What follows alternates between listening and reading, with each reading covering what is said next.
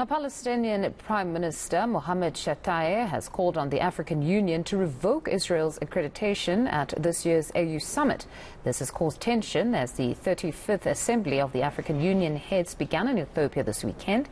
Israel's accreditation drew protests from members of the AU, including South Africa and Algeria last year. This also comes amid political tensions and the COVID-19 pandemic. Now, to help unpack this, I'm joined by Africa and international relations expert Charles Sinkala.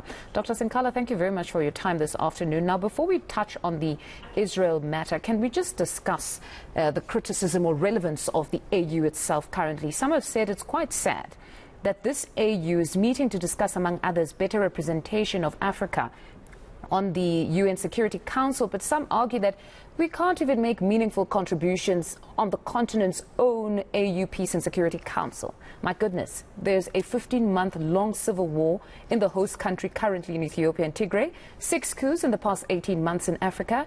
Elections seem to just be a calendar item that countries are ticking, where the outcome seems to be manufactured before, no scrutiny from the AU, and we didn't meet our own target of silencing the guns by 2020. Where exactly is the AU getting it wrong here? Indeed, thank you very much, and good afternoon to your viewers. It is a tragedy of Africa that, an organization that was formed in 1903 to do an oversight of the affairs of Africa is in the forefront of failing even to organize its own organization. One of the aspects that has been mentioned time and again is because of the heads of states and government, who they are their highest decision makers, only meets once in a year, and they appoint a ceremonial head of state, as chairperson to tackle the African problems. Africa needs a continuous administration that will look after the affairs, and when need arises, they have to respond. An organization as the AU, which was changed the name from the Organization of African Unity to AU, they thought they're going to do the reforms. The reforms are needed for AU to function properly. One of the matters is for them to have a permanent Security Council seat on the United Nations seat, for them to look at these conflicts in a more external and inclusive point. But again, the power for the chairperson, Mohammed, is limited. Hence you can see his decision to quickly do a unilateral decision to allow Israel to be part of the AU. But again, this has brought up a lot of confusion within the AU that has to be debated. We can see as well, not long ago, last year in Pan-African Parliament, how they needed the adult supervision when the parliamentarians from across African continent who was supposed to debate the issues of Africa, they decided to fight, to abet the rotational leadership of the AU. So it is actually sad that we can see the AU is not tackling those issues that we've mentioned, the coup d'etats, and as well the careless handling of the COVID pandemic, either the vaccines or anything else. If we did not have such a caliber like President Cyril Ramaphosa, who's been very vocal in terms of assisting Africa to do the vaccines, it should have been worse, because they did not even comment to assist the continent in going forward. And again, yes, lastly, I can conclude. Doctor, is it really a case of limited power insofar as the chair is concerned, or it's actually lack of will across the board from member states? Because here you have presidents that seem to be very cordial with each other. Yes, that is good, but it doesn't seem that they're really willing, or there's an appetite to really criticize leadership of their pals. I mean, some have even gone as far as calling it an African boys club at times, where they're really very nice with each other, and they try to even conflate the issue of having some sort of sovereignty as a country to you then somehow calling out a leader and saying, no, this is not going right, your elections are actually being questioned across the board, or something of that nature. It doesn't seem there's will across the board. Yes, Funda, you can call it a boys club. I can call it an old-aged home where they're playing bingo, and they do not mind about who's playing bingo on the other side. They really just minding about their own affairs. in terms of addressing their issues. It's a photo session which they go. More than 3 million speeches has been read at the AU summit, and none of them has seen any implementation in terms of advancing. As we can speak now, we can see the Institute of Security Studies PCR report reported that more than 50% of the member states haven't paid their AU fees for 2021. And it is actually addressing them to pay those fees. So you can see the lack of participation from the member states that why are we paying these fees that we are being consumed with coup d'etats, especially in West Africa. As well, the suspension of Burkina Faso and 4 other countries from the AU does not even vote to anything. And I think now Africa should now start looking at elsewhere what other options they will need, because they deeply, indeed, Speaking the AU, of they are not in the forefront. Speaking of those options, when you talk about those, the likes of Burkina Faso, that here they've been barred from or suspended from the AU, but that on its own seems reactive. In most cases, you have an AU that is dubbed the ultimate condemner. So they always come out to condemn coups, but they're never in there to intervene when you have civil society organizations protesting about a leader who refuses to vacate the seat or whether there's corruption in the country. They only come in with a statement to condemn. Is that good enough? Because maybe some of these member states actually don't want to pay the fees because secretly they know they're not being assisted by this body. Indeed, it's quite unfortunately. One other member whom I was sitting with when coming here to Ethiopia, he said, the chairperson party must actually step down because it looks like he sits on his couch there drinking a bottle of whiskey and they send in the Twitter to condemn the coup d'etats or whatever, because it is as simple as that. There is no physical presence. With a budget of almost $200 million, annually, they actually do absolutely nothing. And now they have increased the budget for 2022, 2023 to $650 million.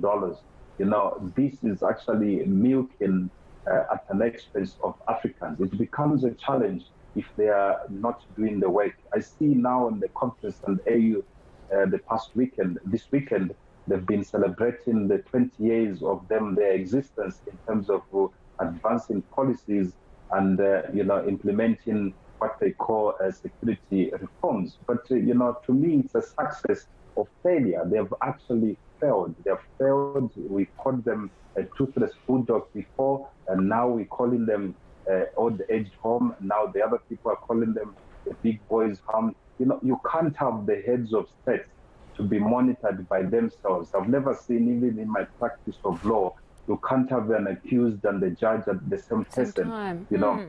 Hence the Organization of African Union, which was formed in 1963, identified that there must be some independent oversight from other leaders to watch on the affairs of the governance and provide that leadership. You can see how the European Union has demonstrated in terms of looking after their countries.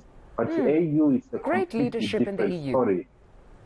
No, great leadership that we're seeing with the with the EU, sorry. But then now, when we speak of the African Union, if we were to have some sort of reforms, would it be feasible to have perhaps in any country where you exclude the head of state, but perhaps bring in 2 big representative parties, political party representatives, where they come, they're the big ones, and then we've got some sort of a balance of the issues of that particular state? Because if you're having a head of state, at times it's a person who is illegitimate themselves, where you'd find ordinary citizens no longer want that particular leader. So when they go to this seating, such as the summit, you're not going to really get a proper understanding of the issues in that particular country. Is it possible to have political representatives from different parties from each state? Yes, it is possible. If we are goal-oriented, the AU should have reformed Africa many years ago. Africa was talking about the resources and many talents that we have, but the lack of the will and the output has exacerbated to what it is now. The other challenge that the member states feel is they feel that if they have somebody from outside who is not the head of state, they will relinquish their power of sovereignty of their country. They want to be still in control of the power. And meanwhile, their countries are dilapidated and their people, they are in anguish poverty.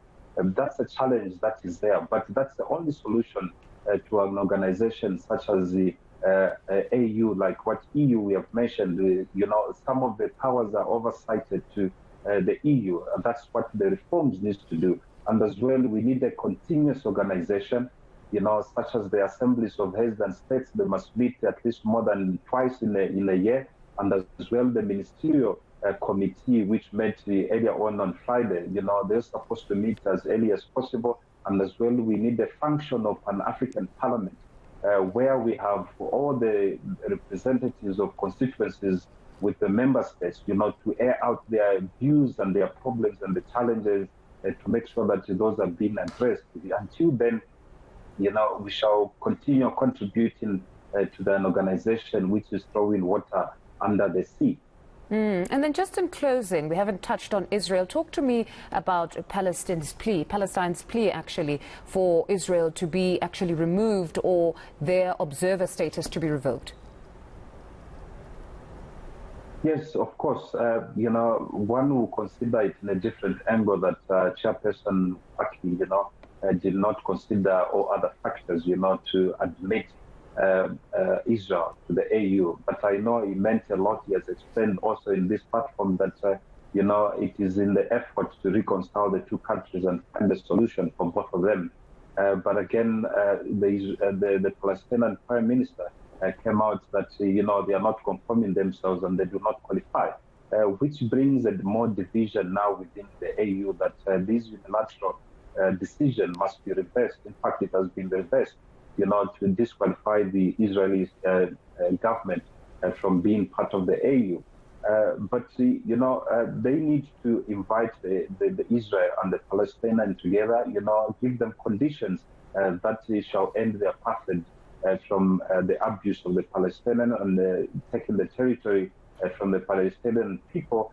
So Israel must be part of the AU and must be part with the United Nations Security Council in the fight of the aim to stabilize the conflicts within that region. Nothing is wrong of them being part, but certain issues has to be inclusive and exclusively the two governments to make sure that the AU promotes only not one-sided, but an inclusive part which shall bring peace and security in those two nations. All right, Dr. Sinkala, always a pleasure chatting to you. Thank you very much for your insights. That was international relations expert Charles Sinkala.